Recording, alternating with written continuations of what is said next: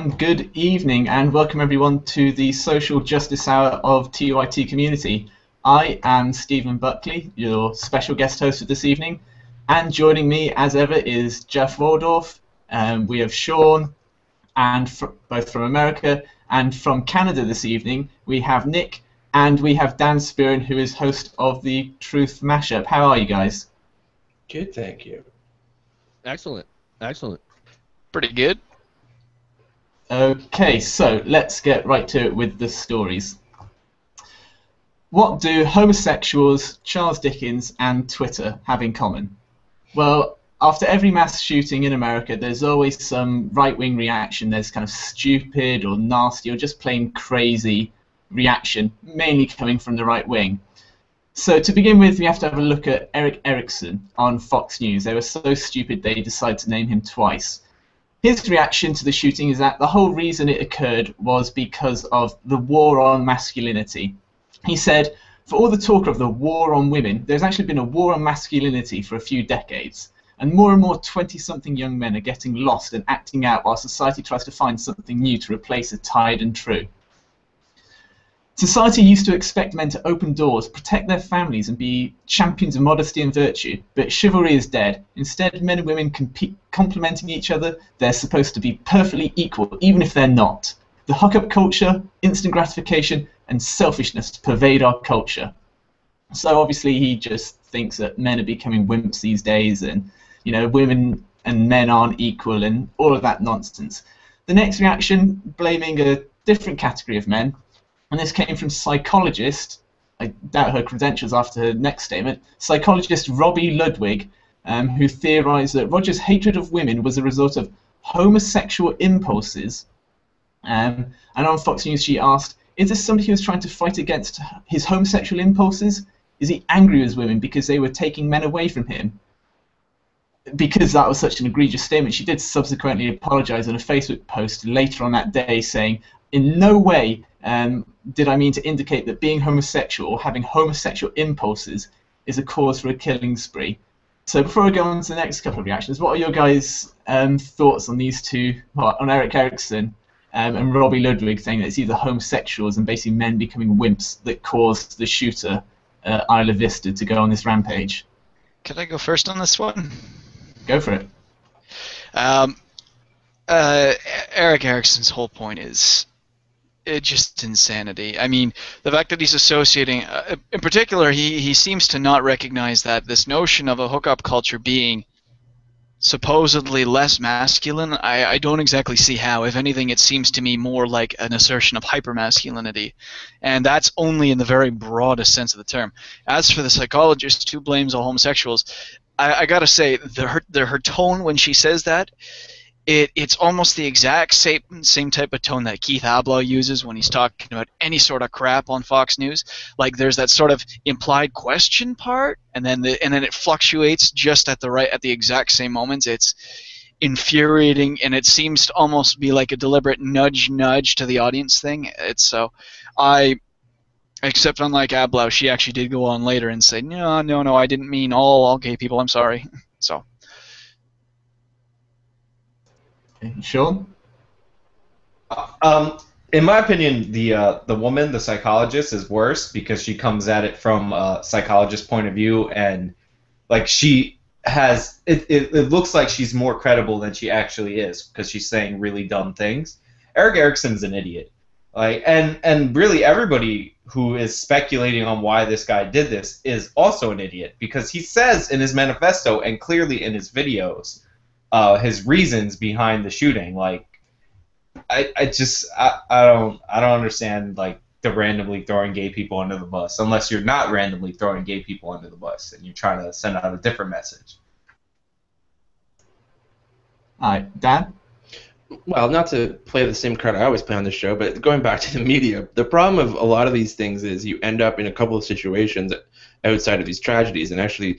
From your home place right there, Stephen, I think Charlie Brooker did he's a satirist for those of you who don't know, has a really good show in the UK, and he did an amazing look, if you look it up on YouTube, about what not to do after a mass shooting, aka start your newscast off with millions of sirens and then like blast the pictures, video, and picture everywhere. And this is what we do, of course, after every mass shooting, creating these kind of like ridiculous folk heroes for, you know, the mentally unstable. But with this stuff, it gets to another area with the media, which is Eric Erickson is preaching to a choir he always preaches to, because the internet's created this world of niche and conferences and let's have conversations because the baby boomers are dying out, so we have a whole Archie Bunker industry as well, which basically boils down to every talking point that Eric Erickson has to put out of his mouth is the same thing, because he's promoting, you know, a book and a speech somewhere about how men are losing everything. The second part with the media, though, is who's ever heard of that psychologist? Who cares? And why is it getting reported? Like, that's the kind of thing. Like, this person, we see this a lot, too, with, like, dumb people on Twitter somehow become news stories. Like, look at what these people said on Twitter. And it was, you know, idiots exist, but it stirs the pot, it gets people to comment, and it comes back down to clickbait. We all like to hear about the psychologist who said something homophobic, but no one had heard of that psychologist up until this story. It wasn't like a regular contributor to something. And so that's sort of what I think is really frustrating, is I feel after these big tragedies, the media pours gasoline on the fire by trying to stoke a whole lot of conversation that isn't really productive to the actual point of, you know, what's happening because of these stories, and then, you know, how can we prevent them from happening again? Jeff? Well, there's not really much I can add to that. I think, and this is why I'm glad that Dan went ahead of me, because he just made so many good points that it makes my job 100% easier.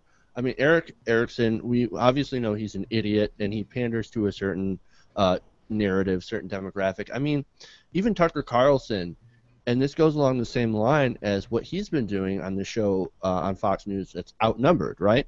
And he's spouting the same sort of bullshit on his program. So that sort of demographic, the 70-plus-year-olds are like, yeah, we're back when we were men, back when men were men. And they're just playing to that crowd because that's what they did back then. That's how they felt back then. And then they see men nowadays as, you know, as weaker, which I don't see where that really comes from. Going back to like the hookup culture, they said, being more hyper masculine and everything like that. I mean, it doesn't like make any sort of sense. Jeff, I just want to jump in because you said something that I thought was really interesting, which is, and this kind of is what amuses me.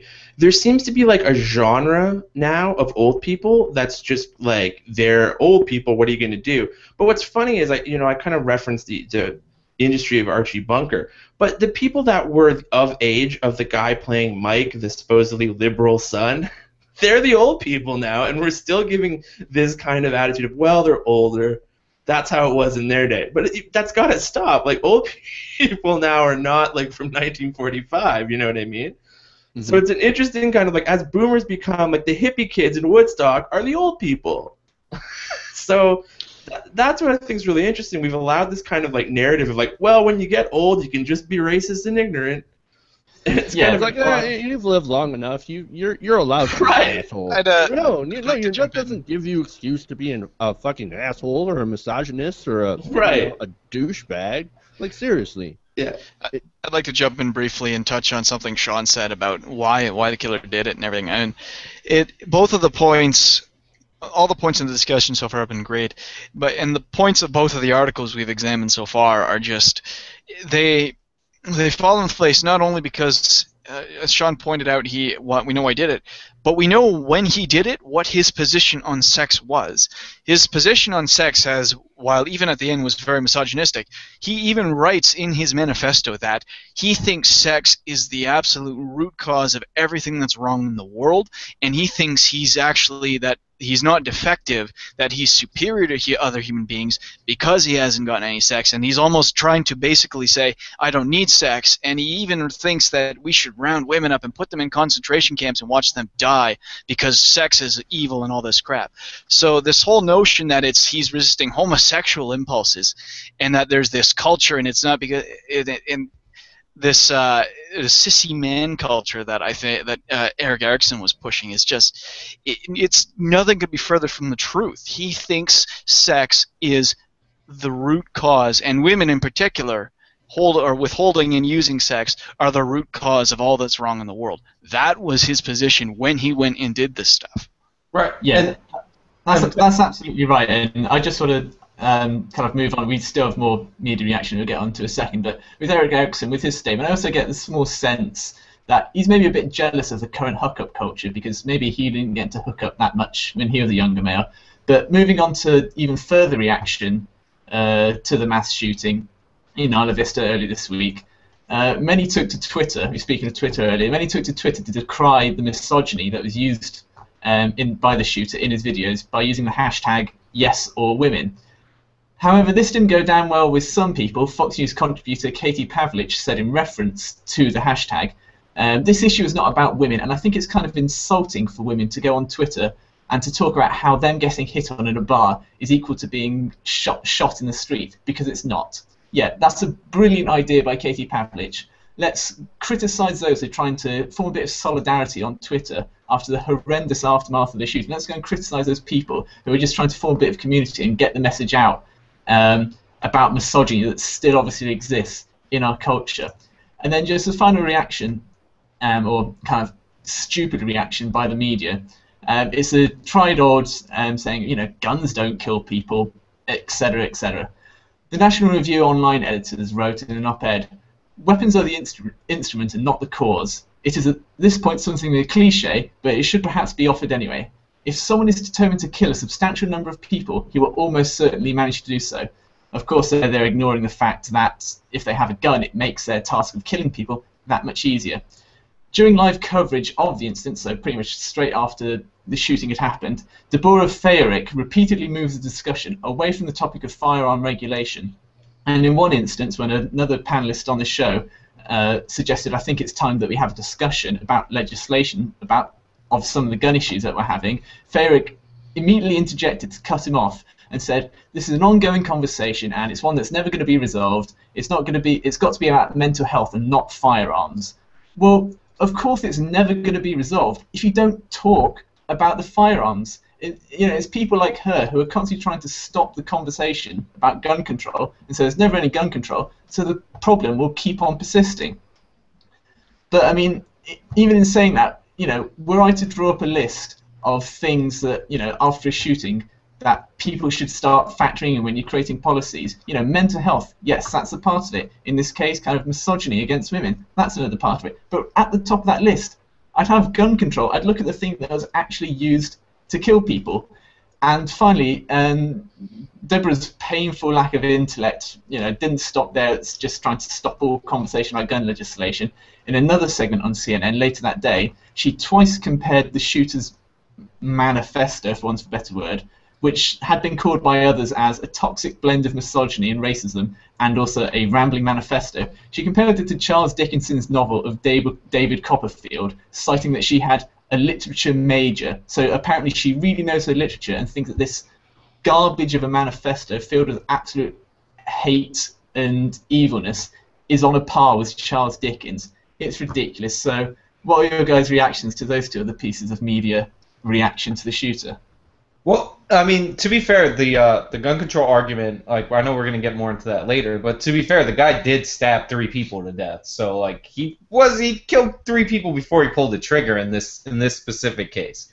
And he also was hitting people with his car, but he didn't kill anybody with his car. So I can understand, like, not trying to shut down a gun control argument after a shooting, but I can understand saying, hey, let's wait for all the facts to come out, which doesn't look like what happened in this case, but that's regardless. But comparing his, like, 140-page ramble, right? I hate the word manifesto because manifesto implies that somewhat some intellect went into it, in my view. But, like, he just rambled on paper for 140 pages. Comparing that to, like, an actual, like, book, it seems also kind of silly. But, she's a literature major, so obviously she knows more about literature than anybody on this entire planet, except for Steven, because he's English. I just want to kind of touch on what you were saying a little bit, Sean. I think it is. It's been past time for a discussion on gun, on the gun issue, and not specifically because of this one thing. Because I'm not entirely sure that any one thing would have stopped, or any one piece of legislation dealing with gun control would have stopped this particular instance. But just because a law wouldn't stop one doesn't mean that you don't try and legislate to stop others. And so I think that's the point that a lot of people miss. And as far as the reactions to like the hashtag Yes All Women, Yes All Women is just pretty much about the daily stuff that women go through that we don't realize. Because like, you know, I'm a white man. Okay, so I don't go through any of that stuff. I've got white privilege. I'm a man. I don't have to deal with any of this shit. So it's actually nice to get reminded what a lot of women actually go through. Can I just jump in on the hashtag for a sec, Jeff? Is that I actually was on the hashtag, and like there are really horrible stories that women have to go through that you and I will never notice. Mm-hmm. And if you're like one of those irrelevant Twitter people that Dan mentioned earlier with like 18 followers, like don't tweet at women telling you about their stories of rape and attempted rape and all these horrible things that happen to them. Like don't tweet, well, you shouldn't have been in that situation. Like you're an asshole. I was on that hashtag for like 15 minutes and I had an asshole just completely go nuts. So like let people have their hashtag. Let them explain it. Maybe learn something from reading it. And that's actually why it's important to have a hashtag like that. That kind of behavior reinforces the need for people to get out their stories, especially when they're shut down like that. But once again, to the lady who was like, well, this is just always going to happen, whatever. That's an incredibly defeatist attitude, and I think that's not conducive to the conversation. And not in speaking of the conversation and what we should actually do, I don't think that gun control is the singular silver bullet. I think there needs to be and I've said this before, there needs to be a multi-pronged approach. There does need to be some, things to help socioeconomic status. There also needs to be things like mental health, and there needs to be gun control. There needs to be a lot of things working in concert together if we're going to actually make any sort of progress on reducing violent gun crime in America. Right, and I mean, she is technically right that this conversation probably will never end. There will probably always be in America a conversation about gun culture because it has and always it is and always has been a part of the American identity and the American culture in some way. But you don't leave it at that and say, oh, therefore we can't get anything done about it. You do something. You work within the bounds that you've been set. Right, it's like she's saying we can't even talk about it. It's just there's no use. Might as well not even talk about it. Let's drop it. Let's go on. Yeah, exactly. All right, Dan, do you have any final points before we move on? Yeah, sure. Let's just go down the list here of the things you guys brought up. I mean, I think the most poignant thing that was maybe said all week was the Onion's headline of "No way to prevent this" says the nation where like the only nation where this happens regularly, which I just thought was like, from those of us outside of the bubble, like that really struck a chord. Yeah, like that is how you look to the rest of us. You're like, there's no way to prevent this. And we're all going, there really is a way to prevent this. I'm not saying your multi-pronged approach is wrong. We'll get into that in a second. But let me just go through the couple other things you brought up, which is the SO Women hashtag, like, just to like echo what Sean and Jeff said, I mean, was a great hashtag. Let's also remember it sprang from douchebaggery of not all men. Like that idea of like let's move the conversation to something else, and that's the problem that always exists, is that the NRA is the great carny trying to like, where's the ball, where's the cup, right? And when you say it's mental health, when they bring up mental health, you bring up, well, why did you do more background checks, and why did you make it easier for those with mental health problems to actually obtain weapons? Oh, it's video games. Well, actually, Japan has a larger video game playing population than you do, and has a larger gun culture, but you don't have the same thing. Well, it's not guns. So you're always moving the conversation. They're just trying to deflect, and it's the same as the men's rights movement. It's always trying to look at the other thing. It's not our problem. It has nothing to do with us. But these shootings, white guys, almost all of the time. And we'll get into all of that too. But the hashtag Yes to Women was just fantastic, and I hope that most guys, like, I don't know about the rest of you on the panel, but like I had a great conversation with my girlfriend about it, and on Facebook I saw a lot of different guys I know be like, oh my God, just talk to my girlfriend or wife about what happened to her, and any time those conversations can get started, as Sean said, like, why would you, like, you're just an asshole to try to stop conversations from happening. And that's the thing about trolling culture in general.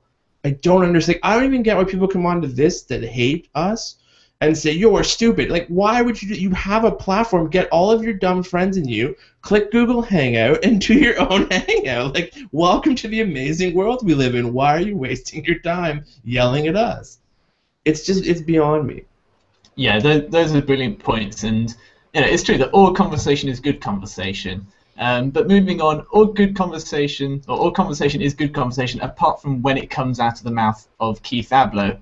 Appearing on Fox News radio program Kilmeade and Friend on May 27th, Abloh said that people who would blame guns for the shootings are, quote, nuts and reprehensible creatures who are, quote, willing to sacrifice the lives of Americans to advance their disempowering agenda.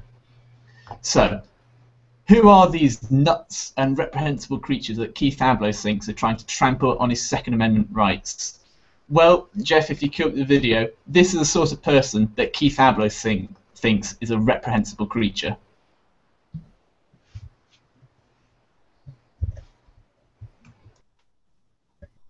Hold on a second. Technical difficulties. Fuck it. Let's do it live. Fail. Hold on a second, guys. Do it live! That's right. Our son Christopher Martinez and 6 others are dead. Our family has a message for every parent out there. You don't think it'll happen to your child until it does. Chris was a really great kid.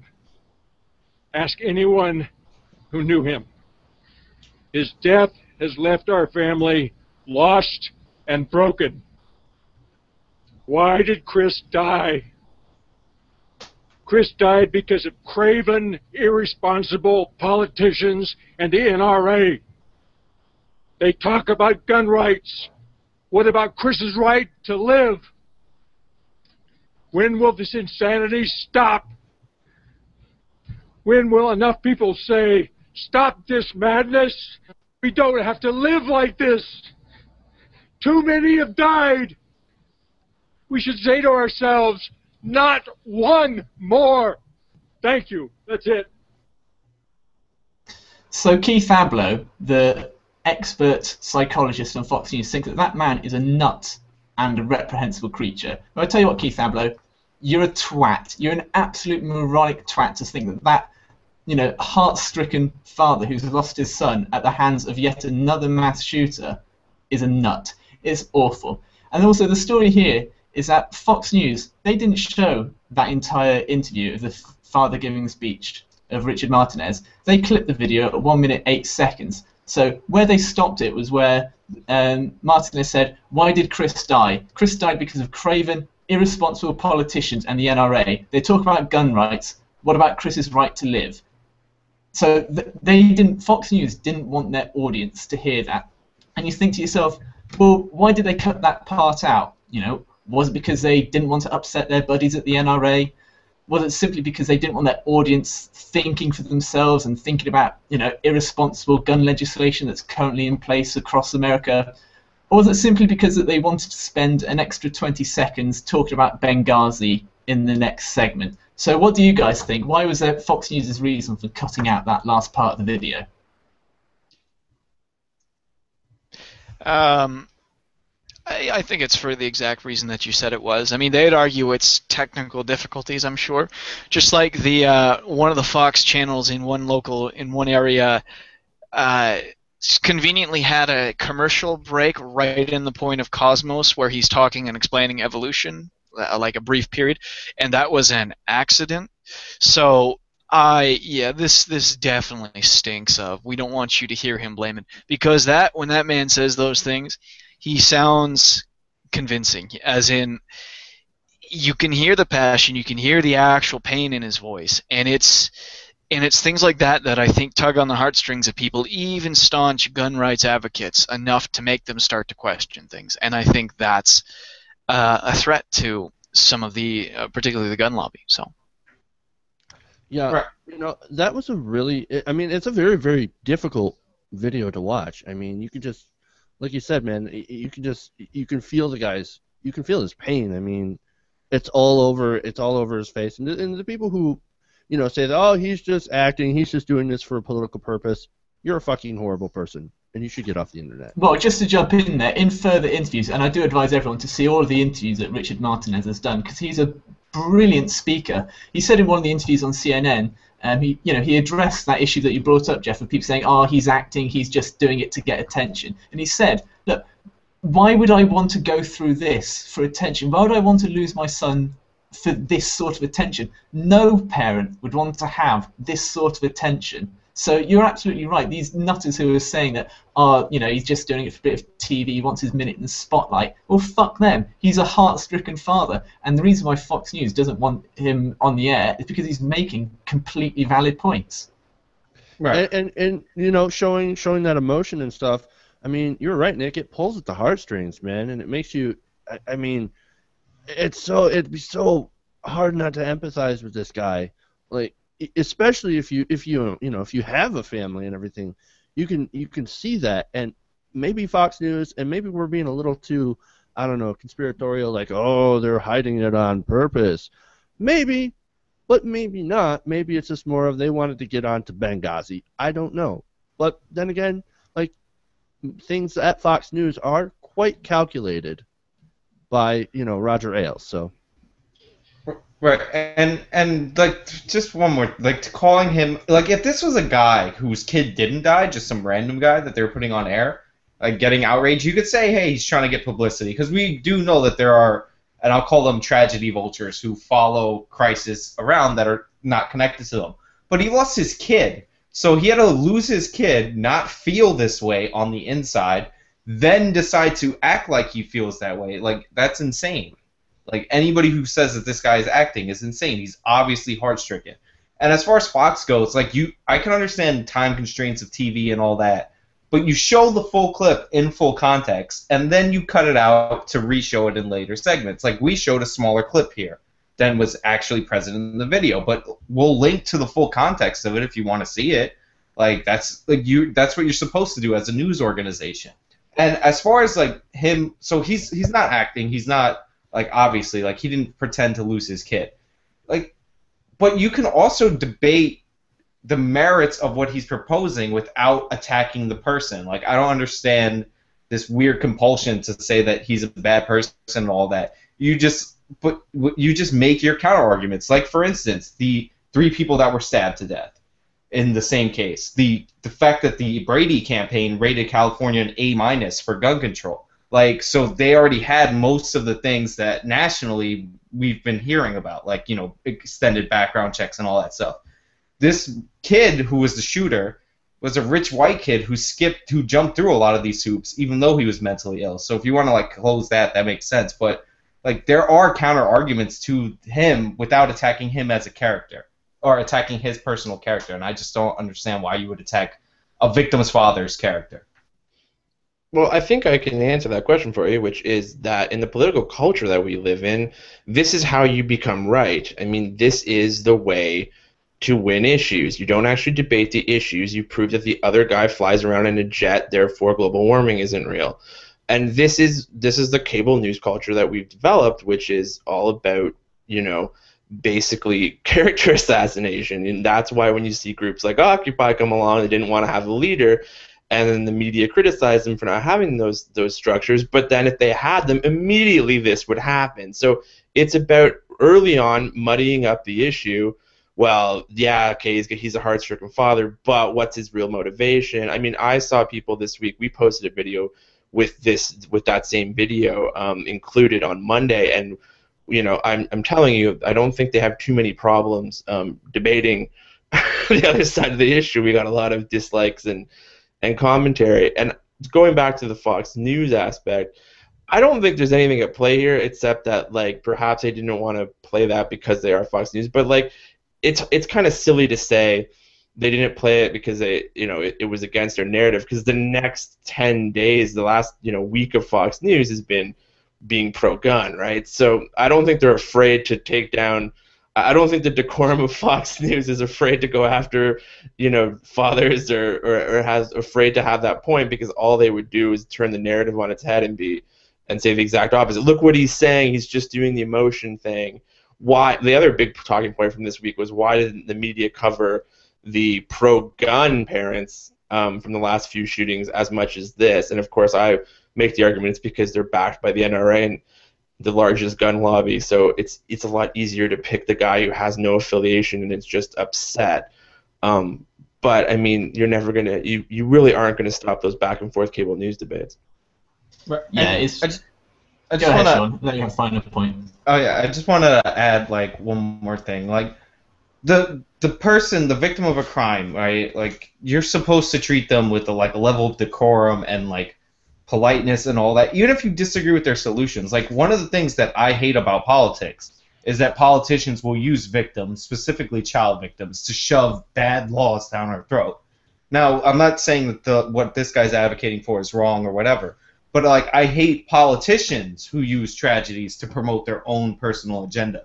But I don't hate the people that are victimized, because they're just trying to find, like, if you listen to his earlier clip, he wants his son's death to mean something, right? So like don't pretend he's an actor because he's trying to find meaning in a tragic situation. We all deal with loss and horrible things in different ways, and that's just the way this guy deals with it. If you want to go after the politicians, I'm right there with you. Like, but you see, that's where it starts, though, Sean. Like, if you don't have respect for the president of the United States, you don't have respect for anybody in office, you don't have respect for any, like, it just trickles down to this political narrative always being hate-filled.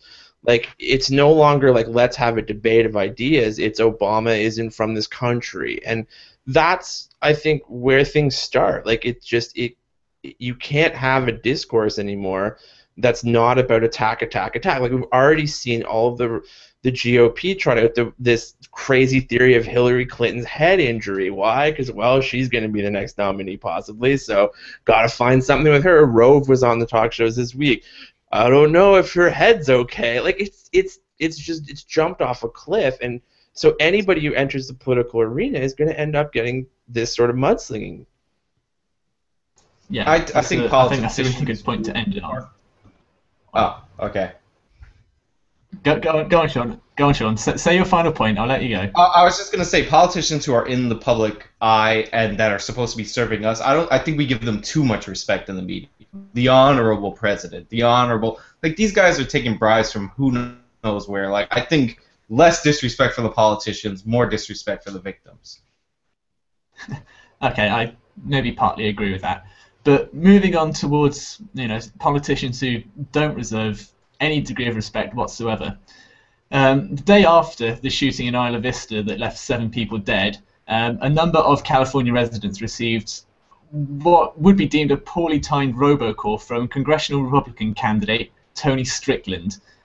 The call, which was scheduled before the news broke, so it was going to happen before the shooting took place, it touted Strickland's lifetime A rating from the NRA and his intention to, quote, oppose and actively fight any legislation that would take away our Second Amendment right to bear arms. Now, when contacted by the Huffington Post about the timing of the call, and of course poorly timed as it was, Strickland's spokesperson said, "Our thoughts and prayers go out to the families and victims of this tragedy." But they wouldn't say whether or not the calls would be kind of suspended or stopped altogether in the wake of the shooting.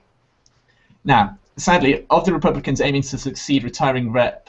Howard McCohen, Strickland has raised by far the most money in his district, more than $1 million as of last week. And as we all know, those who win the most, or those who have the most money, tend to go on and win their elections.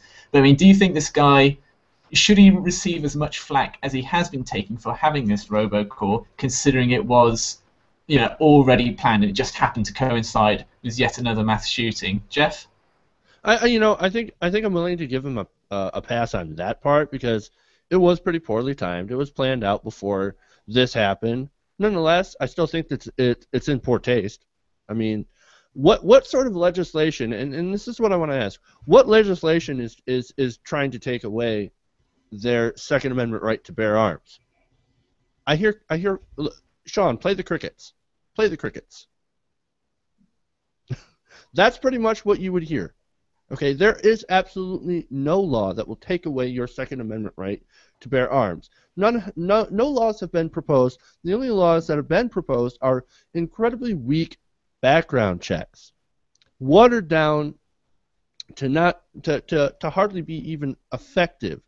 So tell me, Strickland, what kind of laws are trying to take guns away from people? There are none, and it goes back into the narrative that I've been saying, is that the NRA has won, and the only thing that they're trying to do with these sort of robocalls and the tone that they set inside the robocalls and the commercials from the NRA, they're just trying to basically create fear that you're going to have your guns taken away from you in order to sell more guns.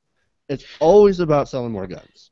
Right. And if I may jump in at this point, I am going to somewhat give him a pass, but for arguably different reasons than have been outlined. Sure, it was planned ahead of time. I get that point. And was it in poor taste? Yes, it was. But at this point, it's like the Karl Rove story that Sean touched on earlier. At this point, talking about it more feeds it. It draws more attention to this guy, and I think that's why even after the accident, he would keep playing it. Whether or not it's in poor taste, he doesn't give a shit, because it gets more attention from both the left and the right, and it's the attention from the right he wants, because that gets him more donors and more supporters. So hell no, he wasn't going to stop it after the accident, because that's probably one of the many times when the issue of gun control will spring back up into the media in the fervor that it does. It's always on the back burner at all times, but it's in tragedies like this, or Sandy Hook, or Virginia Tech, where it comes right to the forefront for about a month or two, and that's when they will capitalize on this. And that is exactly what he did. Not intentionally, but it's one of those happy accidents for him.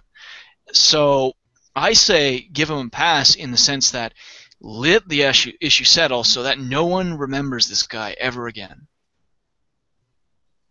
Hi, Dan or Sean? Dan?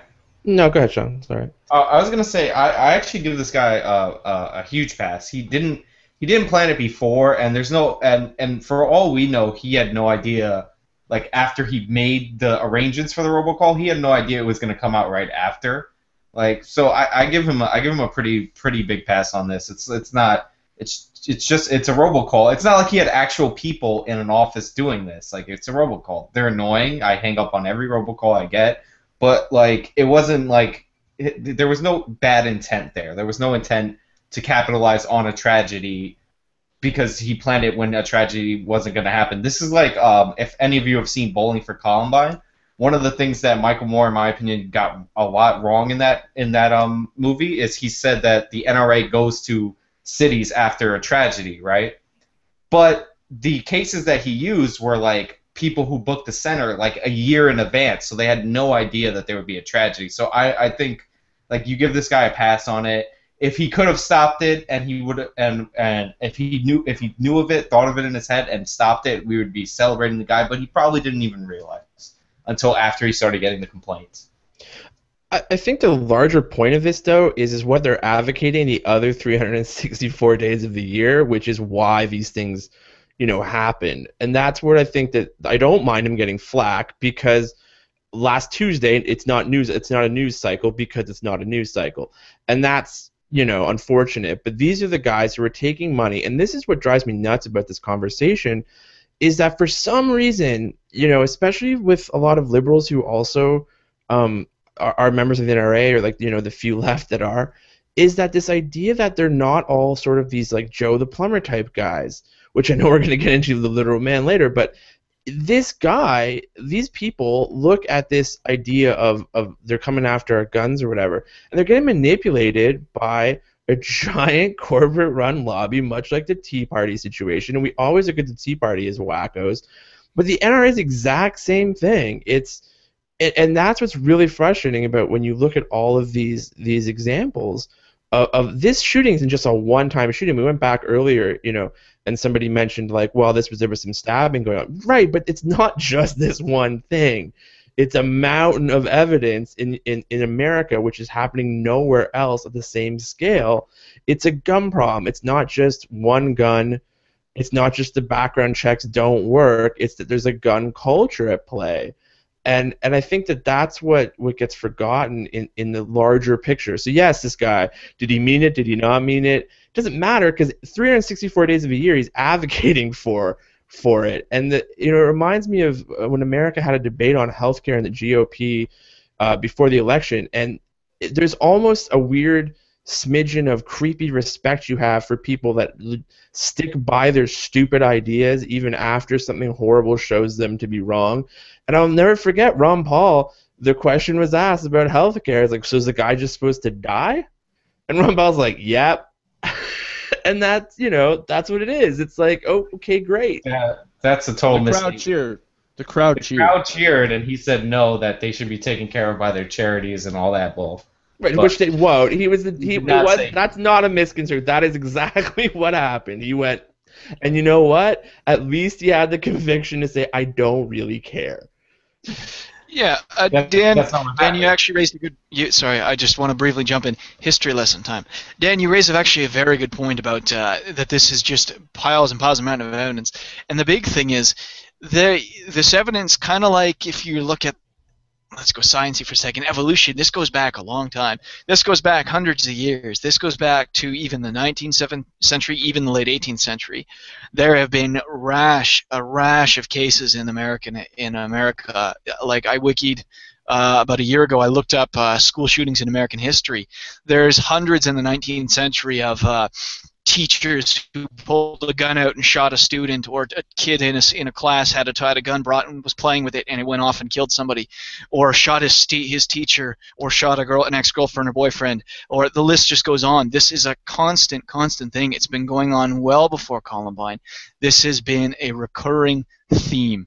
It may have died down in the public perception, but this has always been present. Yeah, but the only thing is that if you do look at the mass shootings, there was about as many mass shootings from 2006 to now as there was between the late 40s to the early 2000s. So there is something at play here in modern times. I get the bloody history of America. Right. Right. Sorry, I should clarify. I wasn't referring to strictly mass shootings. I was referring to simply shootings in school in general. So my apologies for that. For sure. Sorry, go ahead. Ask Sean. I was just gonna the one thing, going back to the Michael Moore point, is I don't really agree with you on that. I think that was a fair point in that film, and the NRA could cancel these things and not do these types of things, but it is in their right to do it. And as I said before, in a weird kind of I kind of respect you for sticking with your crazy, because everybody could put on the fake face, but we know it would be fake. If the NRA came out tomorrow and was like, yeah, maybe there is something we should do, we know they don't believe it. So, I mean, we're at a point now where they've doubled down so far. I don't think any sort of conciliatory apology or not coming to town, but they do go to the towns afterwards, and they do rile up tons of support after these things. They do send out the mailers being like, he's coming for your guns now. So... My point about the Moore thing is that in the movie he implies that they went there specifically after the shooting, and that if you want to criticize them for not canceling, that's perfectly fair. But they do go there specifically. They do send out mailers to those areas specifically. Mailers true, but they didn't in those cases they did not have they didn't plan a convention. But do we agree that the NRA does double down after these things to rile up their base? Yeah. Okay. Yes, of course. Absolutely. I mean. It Go comes on, down Jeff. to, I'll let you have the last word. Okay, well, it really comes down to, like I said, the fear and the culture of fear.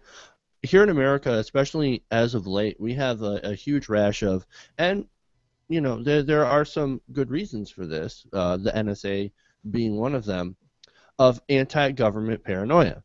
And of course, the one thing that the NRA will capitalize on, and conservatives as well, and people who are pro-Second Amendment advocates, to an extreme, will say that, well, you need those guns to protect yourself against your out-of-control government, because we've always had this fear of the government, rightly so in certain circumstances, rightly so, because we've had a history of this, of standing up against the government. That's sort of what the NRA tends to use now, the fear of the government to try and to get you to buy more and more guns. And they were pushed to that position. They used to say it's for hunting and sportsmanship. Like, they were pushed there by the people that were members who were like, this is for shooting the government when it goes crazy. Yeah, precisely. I mean, my final take on, whether Tony Strickland is guilty or not in this robocall, I have to side with the two Canadians on our panel in this one, in that, yeah, sure, he is not guilty in the sense that he couldn't have predicted this accident was going to happen. Well, you can kind of predict that a mass shooting is going to happen some way. He just didn't know that it was going to happen within his district. But the very fact that his spokesperson wasn't willing to say, yeah, of course we're going to suspend sending out this robocall for at least a week, just so just in respect for the families, because we know this might upset them.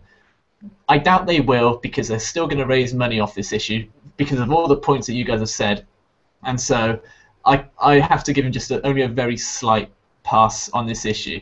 But now we're going to move on to a person who Dan referenced earlier, Joe the plumber. So, Joe Wurzelbacher, the scrotal-faced right-winger nutjob who's perfectly happy for your children to die so long as his micro-penis stiffy isn't affected in any way by any form of potential new gun legislation. Last Tuesday, he wrote an open letter to all the families of the victims of the Isla Shooter mass shooting. And he had one message, and in particular to Richard Martinez, whose 20-year-old son was shot and killed in that incident. And his message was, "Your dead kids don't trump my constitutional rights." So in the letter, Joe Wurzelbacher wrote, "Mr. Martinez and anyone calling for more restrictions on American rights needs to back off and stop playing into the hands of the folks who merely capitalize on these horrific events for their own political ends." Ironic there. "I cannot begin to imagine the pain you're going through having had your child taken away from you. However, any feelings you have toward my rights being taken away from me, lose those." Towards the end of the letter he stated, "We still have the right to bear arms, and I intend to continue to speak out for that right, and against those who would restrict it, even in the face of this horrible incident by this sad and insane individual. I almost said Obama voter, but I'm waiting for it to be official." Now, I'm not American, and there'll be those out there who'll be saying, "Oh, I'm not allowed to kind of criticize or kind of comment on your Constitution and your amendments." But you know what? Fuck your Second Amendment. It's becoming crazy and ridiculous. Joe Wurzelbacher, he's an absolute moron. I mean, with this open letter, it's just sinister what he sent out. How many more young lives have to be lost for people to start realizing their right to carry around their guns out in the open or to take it to their fast food restaurant? It doesn't make them patriots. It doesn't make them hard men. It just makes them pussies, and pathetic men at that.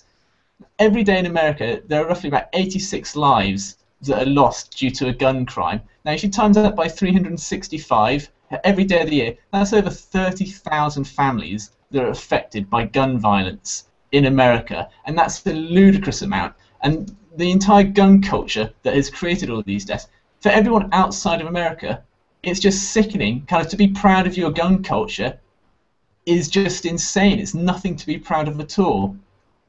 And the very fact... To be clear, we're a liberal show? Yeah. Sorry. Okay. Yeah, just to be clear. Yeah, and so the very fact that there's so many nearly 100 people a day dying because of your gun culture is mental. And the fact that Joe Wurzelbacher, this right-wing extremist nutjob, thinks it's perfectly acceptable and reasonable to send out this letter to the grieving families just a few days after their kids were shot and killed by what is a madman, how he thinks that's respectful in any way is beyond me. So, I mean, I'll start off with you, Dan. What's your take on Joe Wurzelbacher, this idiot and completely evil man sending out this letter to the grieving families? Well, that's a very unbiased setup. No, I mean, listen, I don't think you're going to find from the Canadian on the panel, you're not going to find too much pushback. Let me take it from this, and I sort of set this up in the previous topic, but there is something that's very interesting to me about this whole thing that sort of encompasses all of American culture. Let's take it from the guy who's saying this. Why he's an actual person in the media still is only in America. Only in America would a guy that talked to a candidate for 5 seconds become famous and then still be relevant to a media cycle 4 years later or 2 years later. So, I mean, that's, sort of the interesting part that I found, that this guy's still getting press somehow. The second part of it is, of course, he got famous for being not a plumber, and he had this idea in his head that he may be rich one day, so therefore I'm going to, support rich millionaire 1% candidates and ideology, because what happens if I'm them? It's very similar ideology to the gun debate now. Like, as Jeff has pointed out before, the NRA has won so dramatically in this debate. You now have guys that just the only thing they have left is to push that ideology of fear. The NRA makes everybody think that they can be John Wayne, and there are no stats that say you are actually protecting your family by having a gun in your home. Whether you look at the housing, like whether you look at actually in-home statistics about whether it's making you safer, whether you look at incidents and mass shootings that have actually been stopped, and all of these situations come back to the idea that there is no real reason to be afraid of your neighbor, and even when there is, you're not helping by having a gun. But it's this Joe the Plumber mentality that America has, which is, well, I can do it. Even though their statistics are completely against me becoming rich, I will be a millionaire. Even though statistics are completely against me stopping a shooting or a crime with my own gun because I'm a hero, but I'm going to have a gun in my house, despite the fact that it actually does the opposite. It makes things less safe. A couple of things got brought up this week about Switzerland, which would be panelist Jordan French is unfortunately not here, and I probably will have to come back on the show when he is, so we can debate all of this. But he brings up Switzerland, and a lot of folks who are pro-guns do, and they have a culture there that they have guns because they had to join the military. You hear it kind of as a quick talking point in the States, but they have to join the military there. Everybody knows how to use it, and they believe in their country, so they join the military. It's not against their country because they're coming at them. Like, we have to protect ourselves from the evil government. But more importantly in that, even when you look at these things, they actually have really high levels of burglary. Why? If every house has a gun, shouldn't burglars be afraid of guns? No. So the deterrent thing's not true. All of these statistics point the other way. But for some reason, and whether it goes back to just believing in these Second Amendments and these things on paper from hundreds of years ago before there were standing armies and police forces, there's just this idea that I can do it. And it does create exceptionalism in other places. It does create what we're sitting on right now, the Young Turks, like that American dream idea can create this, but it unfortunately also has the other result where people believe that they're going to become John McClane. Well, I just want to point out that the reason there's so many burglaries in Switzerland is because of all that Nazi gold. I did forget to leave that out, yeah. That's very Ocean's important. 11 in Switzerland for Nazi gold. I just want to jump in, bring the other Canadian perspective on this panel. Dan, as far as statistics go, Dan is, I think, pretty much hands-on right. I will disagree with Stephen's "fuck your Second Amendment" bit slightly. I will say, fuck your religious tenacity to hold on to a very particular puritanical view of the Second Amendment. This notion that it can never change and it has to mean all types of firearms should be legal at all times for open carry purposes and all this crap. And I know Sean is, I'm pretty sure Sean is a little iffy on whether or not open carry should be legal. I don't know what his stance on that. I'll let him deal with that. But the notion of having it for home defense, I mean, I'm not against the argument. You want it for home defense? Okay, fine. License it, register it, make sure you're not a loon. Be aware that the statistics are against you on that, but if you still want it, sure, fine. Open carry? The whole argument about, if I have my gun, I can stop a bad guy with a gun. Okay, the Aurora shooter incident is the first time I ever heard of this, and my thought has always been, the guy walks in, throws tear gas into a theater, and then starts shooting. Yeah, the other guy with the gun shooting at that point would be a very good way of stopping the guy who's just blinded you with tear gas. No, or even without the tear gas element. In a crowded environment, if someone's going on a mass shooting thing, you really think another guy shooting is going to help? Especially in a chaotic situation like that when they're not trained how to deal with that situation. If they're law enforcement or if they're ex-military, that would be one thing, and that's why the Switzerland case is an exceptional case for that argument of being trained to use these things and how to handle situations like that. But Joe Blow on the street with a gun in a crowded situation and someone else starts shooting, how the hell is he supposed to know who that shooter is if everybody's running and it's a chaotic situation and he hears gunfire? You really think him opening up at that point is going to solve the problem? I don't think any science supports that statement.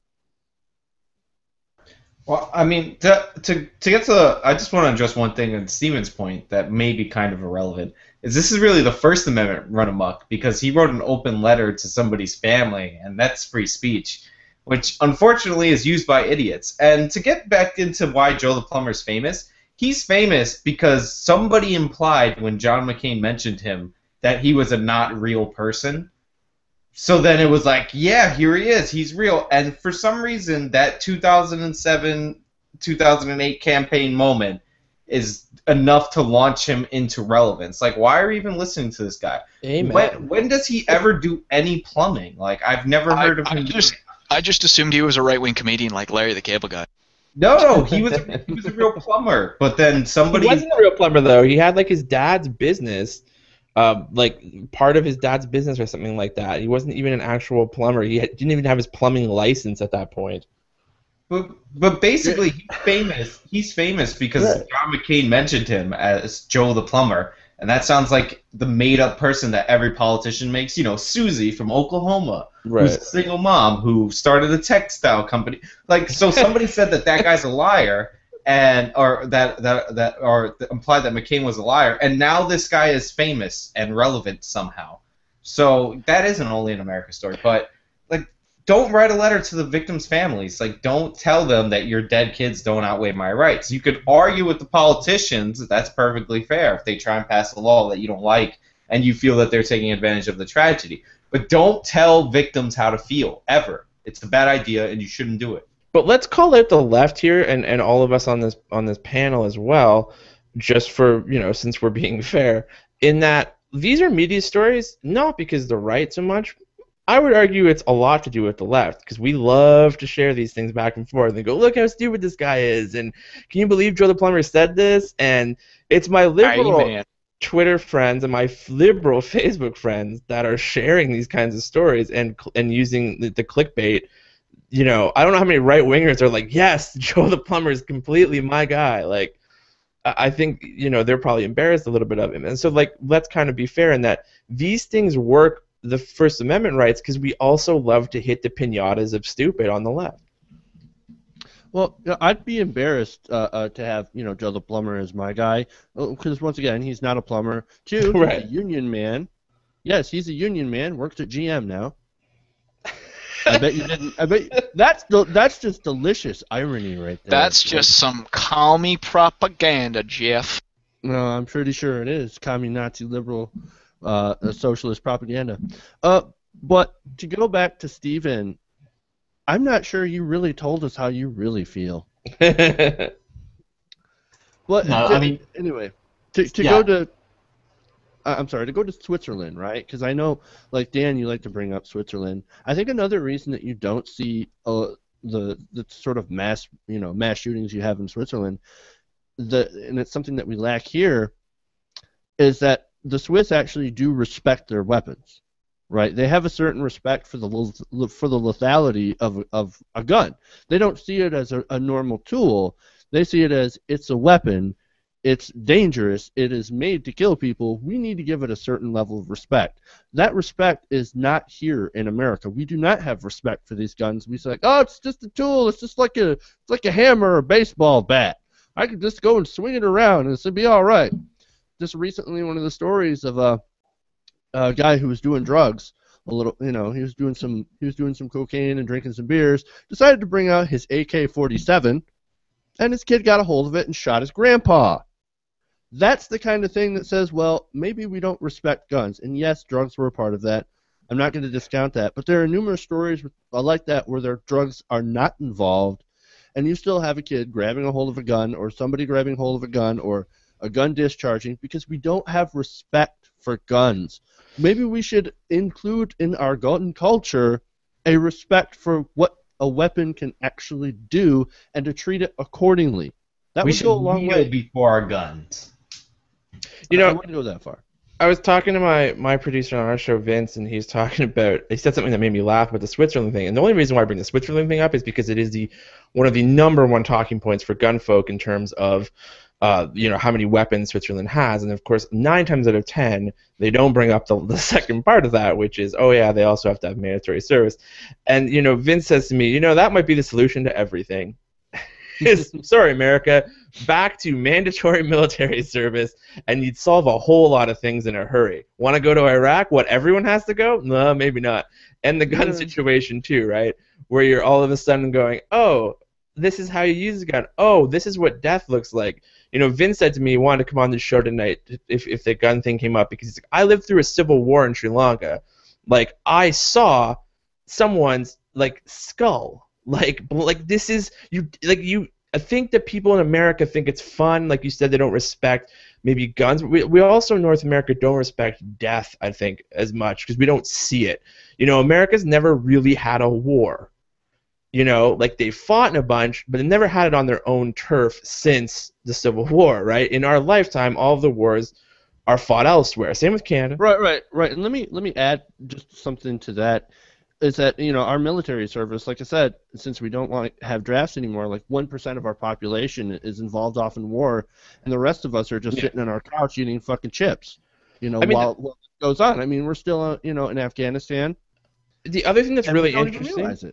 The other thing that's really interesting too, from your democracy standpoint, is if you look at polling, almost always in America, in terms of trust, whether it's Congress, the Senate, NSA to straight through the White House, military always is #1. So you could have a government, and this is where it's really odd for those who have parliamentary systems and elsewhere, is the idea of they're somehow detached, right? So the idea is you have a military approval rating of 53% and a White House approval rating that's in the high 30s or low 40s. And that's a very big disconnect, right? Because is the Army on its own? But there's just that culture in America. And so, Vince said it offhandedly as a joke, but, I'm starting to wonder if that's the solution to a lot of the gun and violence problems. No, you actually have funny, though. You actually have to go to the military and find out how to use a gun, what this actually happens, and what happens in war. It's not just this. And, of course, I'm being somewhat, a little bit on the sarcastic side here, but there's definitely a disconnect between violence and the culture. I don't disagree with gun folks. It's obviously not just a weapon, but also in the rest of the world, a story that starts with, so a guy got drunk and got his AK-47 is also not that popular around the rest of the world. Not a lot of us have the AK-47 in the closet. I just want to add, it's kind of funny, the military is polled as the most trustworthy, right? And the military works for the government. Right, of course. People hate the government, and they're oh my God, I hate the government. I'm afraid of the government, but I love the military. It seems like a little bit of a disconnect. It's so weird because what if you're afraid that the government is going to, if you need to bear arms to overthrow the government, do you think the postal service is coming from you? I'm not sure what branch of the government you think will come to your door. I actually think part of the reason why there's this perception that a more trustworthiness about the military is the fact that the military in particular is made up of people who by and large are probably more representative of Americans as a whole than you have the actual federal branch of the government. I mean, you're not going to find that many upper middle class or wealthy off guys in uniform, at least not on the actual boots on the ground level.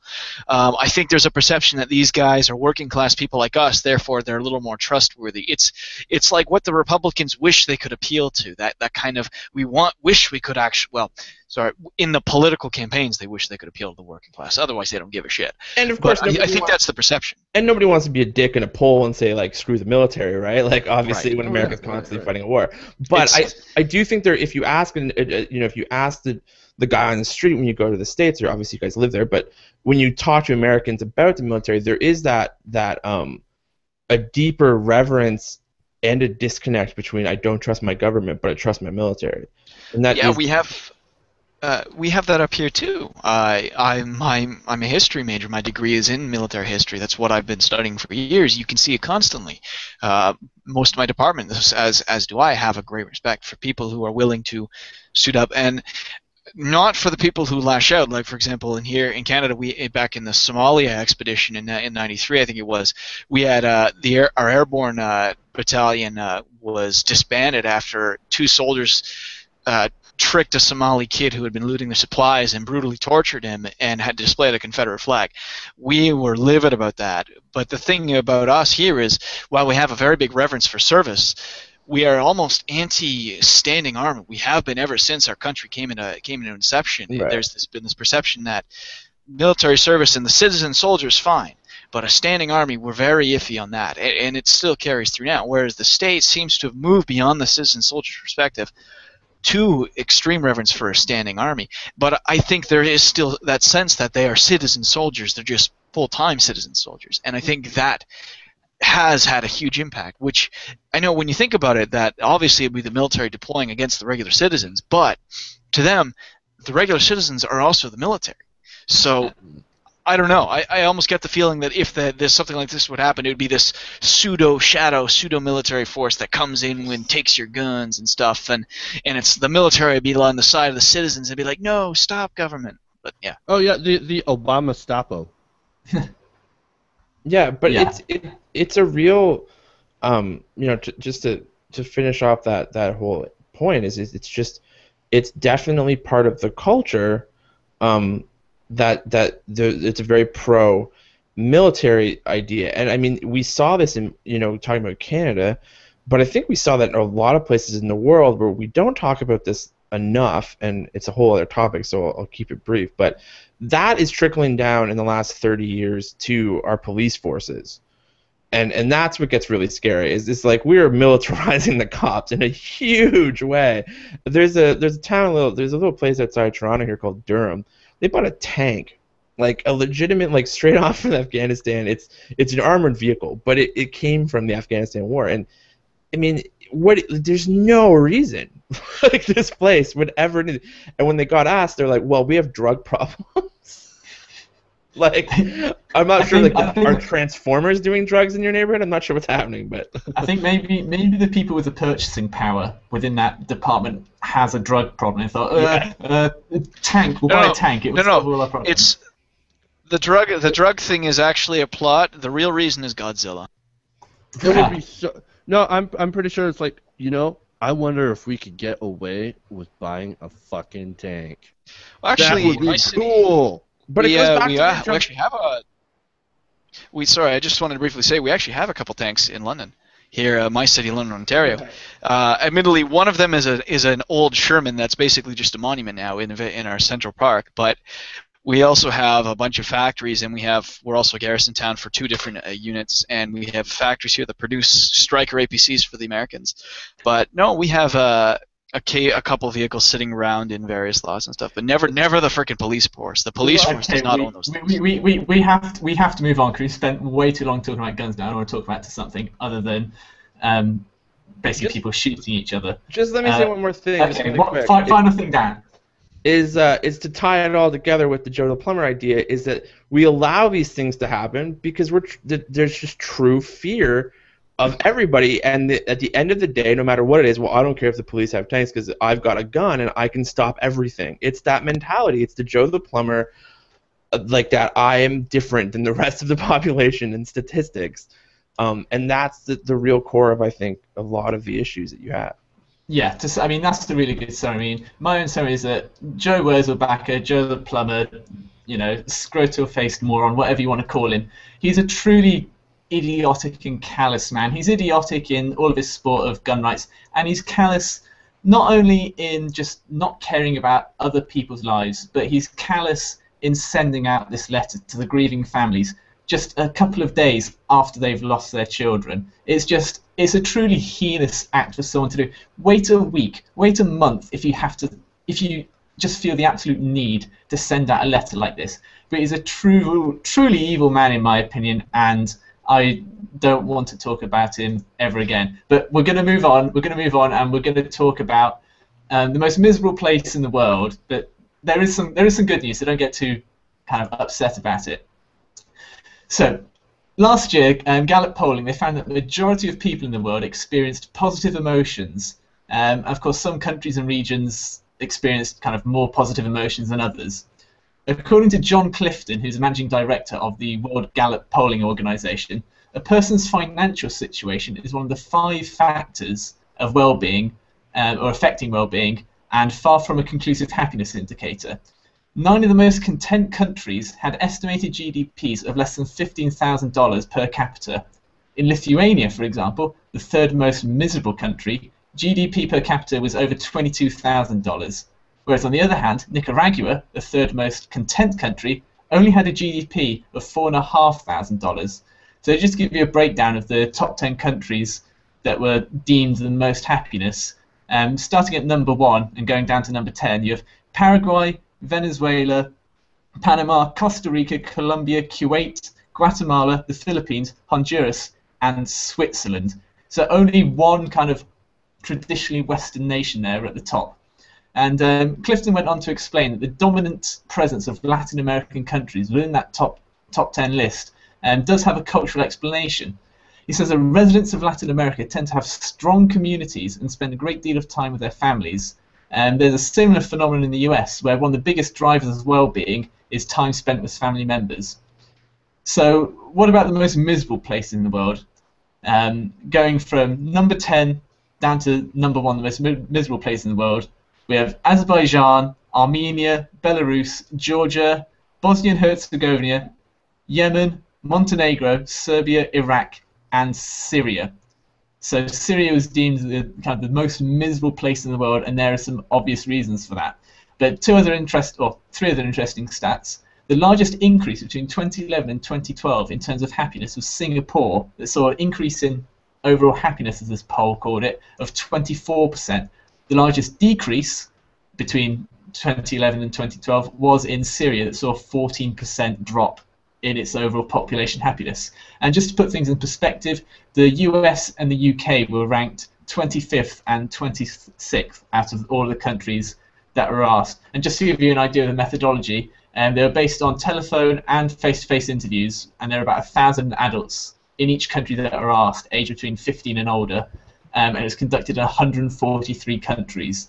So US and UK, they're certainly not number 1, because I know Americans always like to be number 1 in everything. Well, you're 25th in terms of happiness. So in terms of going back to, number 25. But in terms of kind of the happiness and Clifton's explanation, it goes to show that, is this a case that money doesn't buy you happiness, and kind of the overall driving factor, and certainly in the American economy of capitalism, the more money you have, the happier you will be. Is this a case that, money doesn't buy you happiness? Is this further evidence towards that case? Jeff? I might actually agree with that, because you said one of the major factors of the Latin countries being happy is family time. And that sort of makes me think of how in America we don't exactly do that. We have all of this material wealth, and we have all of these luxuries, but what time do we have to enjoy them? A lot of people work 50, 60, 70 hours a week, 1 or 2 jobs, and some people work 3 jobs just to get by. You don't get any time with your family. You don't get any time to spend doing leisure time. Right, and I'm sort of surprised that a lot more European countries that allow more leisure time weren't on this list. That kind of surprised me a little bit, because you would think with a little bit more time you'd be a little happier. But nonetheless, I think that generally it's true. Like, money doesn't buy happiness. As long as your needs are met, as long as you can meet the needs of your people, I think people will be more or less happy, and as long as they have time to spend time with their families. Yeah, just before I go to hang on, just before I go to that, I just want to point out that in terms of that overall polling, to what Jeff said, you're surprised that the more leisurely European countries, so Spain traditionally has this afternoon siesta where they have an hour's nap or 2. They were kind of above the US and the UK. They were kind of in the 20s, kind of 15, 16, kind of low teens ranks. So they were overall a bit happier than the American population. So just to put that out there, Nick. I could possibly touch on some of those factors that Jeff talked about. First, I want to get to the most miserable ones, because those are probably the ones that actually mean the most to me. my ancestry is Ukrainian, so it's just half of my ancestry is from right around that region, so I kind of pay more attention to that spot, and also the Balkan area because it's such a messy issue. But I think a lot of that goes back for centuries. There's been a lot of tension between the various peoples of those regions. Azerbaijanis are very untrusting of Russians, and Georgians and Armenians of all three of those groups, and especially of Turks. Belarusians, they're not very fond of Ukrainians or Russians, and all vice versa. There's a lot of long histories of demonizing the other, and I wonder if that sort of history can translate into a sense of, and also Russia overall has been a very big factor in why some of these people might not be very happy. The Russian sort of corrupt system of capitalism there especially is very steeped in bribery and crime and low legitimate pay, high illicit cash flow. As for, and I mean the same thing in some ways could be said about Central America, but except for those points that Jeff touched on and that you mentioned, Stephen, the notion of family community, I think there's higher in Latin America. And the reason I think those are higher than they are in the more developed world countries is because I think money and cash flow and a burgeoning middle class actually inbreeds contentedness for the first generation and then ambition in the following generation. For example, you had in the 20th century, you had cars became a big phenomenon in the early 1910s and 1920s, and they died off for the Great Depression. 1940s and 50s hits, everyone starts buying cars again, but there's still a luxury item. Then the baby boomers show up, and suddenly a car is a necessity. Everyone should have a car. A car is not a luxury anymore. A car is a staple of a household and a family unit. And I think that there's some merit to that argument being why maybe we're not as happy as some of these other countries, is because we've lived with wealth and sustainability and contentedness for so long that we don't know what it's like to not have things and have to make do with what we have, and then to feel better when we do have things. Right, Can I do this? Okay, sure. Before Dan might steal my thunder. Nobody's pointing out what the actual cause of this is. Weather, tropical climate, happier people. It's really, really simple. There's a reason why out of all the states in the United States, people kill themselves in Washington State more than any other state. It's weather. Like that's what it is. Like it's all tropical paradises, and the miserable ones, besides like Civil War. North Korea wasn't on the list, so I'm sure they're like the #1 happiest. But like Syria's civil war, so crazy, horrible circumstances. But most of those countries in the top 10 have shitty weather, and they live near shitty Russia. Like we have, or not we. I'm talking about Central America has beautiful weather. Like what's not to be happy about? And Switzerland has Nazi gold, which we already established, so that's why they're on the list. But yeah, it's weather. Like, can we just say it is weather? Dan? I just want to say so currently Canada's 15. So just so you know, Nick, we're not. We can frown, but I was looking at this list. I mean, it's interesting. I don't know, like these lists. There's so much clickbait in the world now. Gal, what are you basing this on? I don't really get the formula, so. I mean, I guess my overall column is just like it's great fodder, but what does that mean? Or are you happy? How many times they actually measure laughter on this as well? Like, so I don't know. It depends on your honesty of who you call up, I guess, or who you get to respond, right? I mean, it's interesting to see, as Sean said though, like who is in that top 10 and the climates. But then once you get out of the top 10, you got Denmark, Norway, Canada. So you start to get some winter folk into that mix in the top 20. So it can't be all weather. Sean, it can't be all weather. There's a wealth factor in it, but like if you look at the top 10, obviously living in a comfortable climate is huge. It's even bigger than money, apparently, because it's fucking. Yeah, but if that was it, Canada would be like at the bottom. No, but I'm saying same with the UK. Than money. Hold on. Come on. You live in Toronto and I live in London. Our weather is as good as Northern California and as good as New York. We cannot say Canada would be at the bottom, especially when Ontario has one of the highest populations of the whole country. We have, when most of us are concentrated in that smaller and warmer strip, we have some damn good weather here. Have you been other places?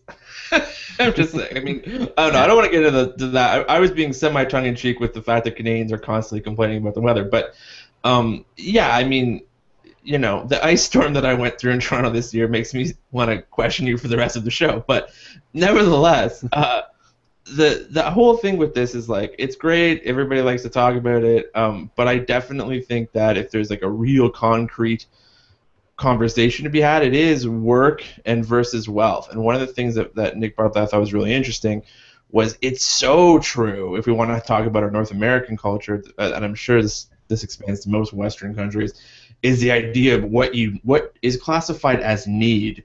And one of the most ridiculous examples of this that will happen every September, now the school's just letting out, you know, every September back to school flyers are ridiculous. Like what your kid needs to get back to school. Really? Like the most expensive tablet? Really? That's what they need to get back to? Like they're going to be okay. But that's no matter what it is, right? Like a holiday, like how many tent poles we've set up to drive the economy, because our economies now are basically, we don't make much in North America. We're solely based on either, in Canada, obviously oil is a big thing that's causing us tons of problems, but also it's just the economy, it's debt. We're living in a debt culture, so you got to buy crap, people. Snuggie up, because that's how we're going to get through this whole thing. And so I think you're right, that the economic factors of need versus, you know, what you actually need is a really interesting point. Yeah, I think that Van brings a really good point in that this poll, it's rather measuring happiness. It's an unquantifiable nature. I mean, you can get general senses, and I think most of us would agree that, you know, obviously Syria, since, you know, between 2011 and 2012, of course that would have seen a huge drop in the happiness of its population. Places like Iraq, of course they're going to be miserable places to live in. And, you know, I mean, I'm sure there'll be religious people saying, oh, you look at South America, all of those countries, they're highly religious kind of populations, it must be religion. Well, no, as Dr. Clifton said, that, you know, there's 5 different factors. Money plays a part, the amount of kind of leisure time that you have as well. But, you know, just as Dan said, it's impossible to quantify, but at least these sorts of polls give us a good idea of where we don't want to go and spend the rest of our retirement. Any final points? North America just needs to look at holidays. That's all I'm saying. It is crazy how few holidays we have compared to the rest of the world. I can agree with that. Weather and Nazi gold. Final point. I also want to mention Chinese crap. We base our economies on Chinese crap as well. I think most of the world does at this point. Even the hand-me-downs that often circulate to poor countries. I don't think we discriminate what country's crap, Jeff. I'm just saying. Crap is crap. Crap is crap. Right. For now, it seems to be Chinese crap, but it could easily be Mongolian crap or Indian crap. It could be any crap. Yeah, but that Mongolian crap tends to conquer continents, so. Okay. We're going to move on to the final story, which, you know, we can't do a TYT show without mentioning religion in some form or another. I know it's just a brief mention before. But, yeah, so here we go. Dr. Chaps Gordon Klingenschmidt, an ex-Navy chaplain who turned into kind of hosting online Christian talk shows after he was court-martialed from the Navy, he warned his followers earlier this week that liberals wanted to visually, quote, rape your girls by giving transgender people equal rights. Klingenschmidt lashed out after a recent Maine Supreme Court ruling that said that a transgendered girl should be able to use a school bathroom of the corresponding gender to which she feels she kind of applies to. Klingenschmidt wrote in a letter, "Transgenders want your children. Liberals demand public access to rape your girls, at least visually, in public bathrooms, or to expose themselves to your girls at schools, without parental consent or protection of any kind." Klingenschmidt advised parents in Maine to immediately remove their children from public schools and teach them at home. Yeah, brilliant idea. Earlier last month, Klingenschmidt argued that the transgender girl in Maine should, quote, man up or be subjected to an exorcism to rid her body of demons. And he pointed to a transgender girl in Colorado last year and asserted that a demon of rape was allowing equal bathroom rights in order to, quote, violate your daughters. Now, when talking on his internet show, he quoted parts of the Bible where it said it's wrong for women to wear men's clothing. And therefore you can extrapolate from that it's also wrong for men to wear women's clothing. So, for any women watching, this Dr. Klingerschmidt, he's a doctor in theology, so it's not a real doctor. I really shouldn't call him a doctor. But he was essentially demanding that all women should be forced to wear skirts. You're not allowed to wear trousers, or as people in America call it, pantsuits. No, you have to wear skirts. You've got to dress as feminine as possible. Otherwise, you're not a Christian. Otherwise, you're going to hell. It's a sin. You're evil. So he's basically dictating what women, well, basically what anyone should or should not wear. But that's the main issue at hand. Do you guys think that he has at any point, whatsoever in saying that transgendered, boys who associate themselves with the female gender, whether or not they should or shouldn't be allowed into kind of the girls' bathrooms? What's your take on this? To go to Sean first. Yeah, so I can understand a little bit of ignorance when it comes to this issue because not a lot of people know about trans people and all that. But like the idea that somebody would identify as a woman and wants to use the female bathroom when they're born in the body of a male, like that's not a huge deal. They're not really like the chances are that they're doing that undercover to go like attack girls in the girls' bathroom. It's not very high. Maybe 1 in 7. I was kidding about that number because that's super high. But no, like in all seriousness, so like this guy. He's speaking from ignorance and worse. Like we usually rate our stupidity and we either rate it ignorant or hatred, and I think he's speaking from hatred at this point. Like I can understand some parents who don't know anything who are like iffy on this issue, but like don't take it over the top. Don't demonize a community or a group of people that are already victimized, probably more than any other community in this entire country. Like just let them use the same bathroom. And if you really think that some 1 or 2 asshole like boys are gonna, I'd say that they identify as females to go to the girls' bathroom, I mean, you're just gonna have to just let that go. Like, just chill out. It's not a big deal. All right, so I just want to point this out that it's kind of hilarious that a man named nicknamed Dr. Chaps is talking about pants and what kind of trying to outlaw pantsuits or trying to get people to saying that women can't wear pants. It's amazing to me. But another thing is like the whole exorcism thing. Are we in the 15th century or are we not in the in the 21st century? Because I don't know where this guy is pulling this shit out of, other than, of course, his ass. And that's the problem with people like Dr. Chaps, who's not actually a real doctor, like you pointed out, is that they just pull this stuff out of their ass, and they're always thinking about, oh, they're going to have, gay sex, and they focus like on the sex, and they focus on all this, the rape and everything like that. Dude, stop thinking about rape. Stop thinking about gay sex. Stop thinking about all that. This person, transgender people, are people that do not align with the gender that they were born into. Okay? Nobody chooses to do that. Nobody chooses that. It's just something that they that they have to live with. If they identify, if a boy identifies with being a girl, then that's who they are. And so I don't have any sort of problem with them doing things that a girl would do, even if they're in the a boy's body. Well, that's that doesn't mean that they're doing something wrong. They shouldn't be allowed to express themselves as a girl. You see what I mean? It is definitely coming from a position of hate, as you had said. And I just want to add one small point. He said take your kids out of public schools and homeschool them. I don't know what everybody's home situation is, but if you've ever lived with a brother or sister, use the same bathroom at home. And the fact that you have different genitalia does not cause a horrible, horrible disaster in your house. Like, separate bathrooms is not the biggest issue, or excluding people who identify as women is not the end of the world. Like, and look, he's just pushing the homeschool thing because he thinks that everybody should be homeschooled with a Christian education. I think that's really his whole point that he's trying to push. I want to jump in on this now. He's first off, Jeff, to your point about is this kind of 15th century, this isn't even the craziest story Klingenschmidt's done.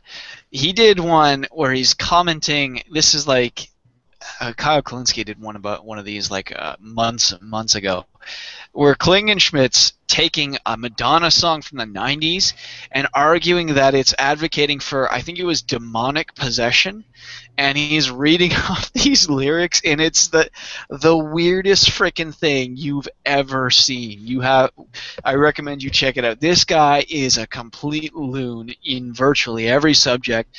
He thought Frozen was making kids gay, along with most other people, but he thought, or causing their kids to be possessed by demons. He seems to be a big thing, and he always seems to focus on homosexuality. I mean, Kyle really hammers this point a lot, that about people in the closet, like maybe Brian Fisher and them, but for those two, Brian Fisher and Gordon Klingenschmidt, I could see it. I could see them being actually being in the closet about this thing and hating it, because the way they make it sounds like there's these vile, evil impulses inside every single person, and that they have to control it just like I do, kind of thing. It's like, no, the world doesn't work that way, buddy. Sorry. He doesn't want to blame himself. It's a demon inside him. He just hasn't been exercised yet. And so anytime he goes to the public bathrooms in any kind of shopping mall or whatever, there just happens to be a glory hole. It's not him who can't help himself. It's a demon within him. That's what he's blaming. That's right. The only way to stop a bad demon is a good guy with a gun. I just want to point out two things before Dan jumps in. Is one, this guy is like super like religious, and he says that women shouldn't even wear pants, right? But I bet you in like certain rape cases, it would not take more than 5 minutes to find this guy saying, well, she shouldn't have been wearing that skirt. So like this guy is definitely a bad guy. And the other thing is, he thinks so little of men, right? And he's so ignorant about trans people that he really thinks that men are such rapists that they will embarrass themselves, because it's very difficult to identify as transgender, embarrass themselves, say that they identify as a woman just so they could go into a girl's bathroom and rape a woman. Like, there's nobody going to do that. If somebody's telling you they identify as a woman, that's an incredibly hard step. They're probably doing it because that's how they actually feel on the inside. So he thinks very little of men and women. Agreed. Dan? Well, this goes back to the, this week, I'll really do an interesting segue for you. This week, a video went viral where there was a goat riding a man riding a bike. And I feel like there's a new viral, almost political trend of stupid. That we love to just click on stupid people. So this guy falls under that category. Who the hell cares what this guy says? He's clearly nuts. And we're trolling him for the sake of trolling him. But I will say what's scary is this guy's viewpoint represents, I think, a larger issue coming down for everyone who's progressive, which is this month, for example, Laverne Cox from Orange is the New Black is a transgender actress. So all of us cisgender folk are about to learn about trans people on the cover of a mainstream news magazine like Time. This is, and of course the title of the magazine, I do believe, is, is this the trans tipping point? Is this the point where we're going to start being a lot more open-minded about this? I think there's two sides of this. One, about Time. The second half, I think, is a little bit more cynical and probably coming from the folks who feel like they've lost the gay marriage fight, and perhaps if they can scare enough people with the trans argument, it's a slippery slope, then maybe they can start winning the culture war again. So you're going to see these kinds of things happen. In Canada, that bathroom situation was tried to put through legislation by a Conservative MP. Our Fox News North Up Here Sun News Network talks about it quite a lot, and that seems to be, I'm not sure what drunken monkey threw darts at a board and decided that was what was supposed to scare people more than anything, was this idea that there's going to be somebody sneaking into your bathroom. But for whatever reason, they've settled on that as the scary ghost story that they want to tell everybody. But you're going to see more of it, because with acceptance comes the old guard losing their crazy grip on our culture, and they're going to gear up and start. You're going to see more and more of this, and that's what I think is scary. Is if this was just some guy who says runs off Madonna lyrics, as you said, that would be one thing. But it's definitely going to be present on Fox News. It's already present up here in Canada. And that's what we have to fight. And I think that all of this new terminology is different for people, like trying to explain cisgender to certain people who aren't aware of it. And much like the gay issue, it takes a while because people who don't know someone who's gay, or all of a sudden when they find out there's somebody gay in their workplace, you start to change the culture from within. People start to know somebody, oh, it's not as crazy as I thought, and you know, people stop asking questions like, which one of you is the husband and which one of you is the wife, and you start, you know, learning more things, even the terminology, cisgender, transgender. People will start to get that, and of course that scares the hell out of, like, you know, old guard religion. So I think that the interesting thing is going to be is how that fight's going to play out, and can transgender folk, you know, start to see a lot more equality happen. That's too complicated, Dan. Men should have men things, women should have women things. Black and white world. Obviously, we can't have that. But Schmidt would not allow it. Kingler Schmidt. Schmidt would not allow it because he's busy fighting his own demons. He can't let anyone else run free. Everyone should have his struggles. And, like, you know, not to be glib, but I mean, like, I've looked at every portrait of Jesus. Really? We're gonna have dress code problems? Like, are we really gonna go down that road? I'm just saying. That's the other miracle about Jesus, other than the fact, of course, that he's a white guy in an area, you know, or Korean, in the Middle East, right? I mean, that doesn't make any sense. But yes, imagine if men had long hair and had dressed in robes. What would ever happen? Right. Gordon Klingenschmidt would be weirdly turned on. That's what would have happened. But I mean, it's just we would have that Fox News argument that we talked about earlier in the show, where men aren't men anymore. We did a segment too much like women. Right. We did a segment on our show that about this actual issue, about how Fox News legitimately, it actually came around with Chelsea Manning and all of her revelations, which was they just can't get through a sentence. They can't even say the words. We did a montage of Fox anchors just saying a transgender story, and it was always, psh, well, you know, psh. Like they can't even get through a sentence without somehow belittling it. So yeah, like are we going to see this in the culture a lot more when people, especially Lauren Cox, who's not only a great actress, but she's just a fantastic spokesperson.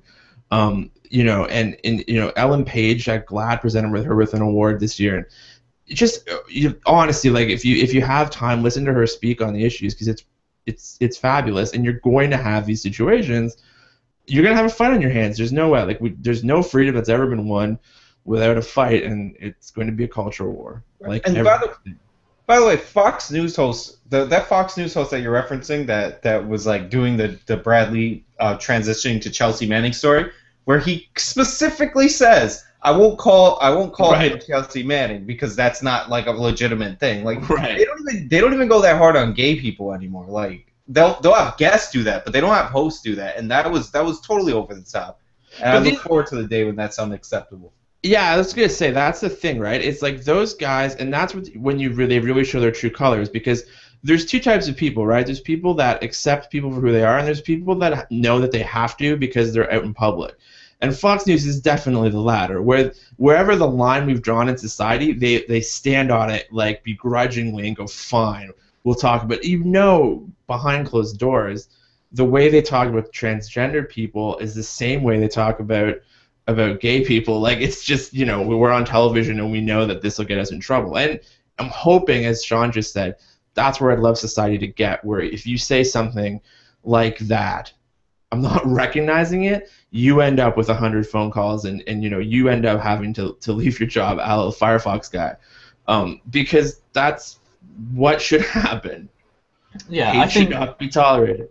I think that's a really good point, Aaron. Is that the fact that, you know, people like this Dr. Gordon Klingenschmidt and the hosts on Fox News and all the other right-wing kind of pundits and blogs, they know that they're losing the culture war, and they've lost it on the gays, and now they're thinking, well, we know our base, they don't like gays, but we can't really criticize the gays that much now. Well, transgender, they're a bit like gays, but they're not as kind of liked by the left at the moment. They're not as fully understood yet as gays, so let's start attacking them. So Klingenschmidt and all of his right-wing religious powers, they can battle their own demons in their own closet for however many years it'll take for them to eventually come to terms. Some of them won't end up coming to terms by the end, but by then society, it will have progressed so far that they're never going to win another argument on these sort of issues again. So any final points on this before we close out?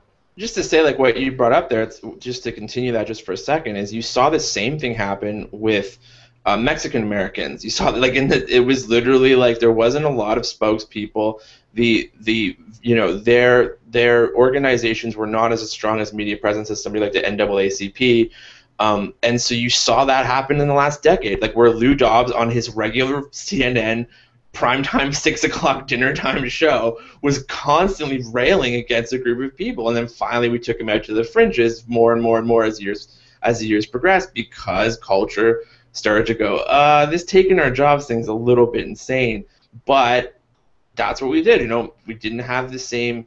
We sort of in culture decide certain groups of people deserve more rights, or just because of our culture we're more familiar with a certain group of people. So white folks are always able to be like, well, what's this new group of people? I'm going to be racist all over again.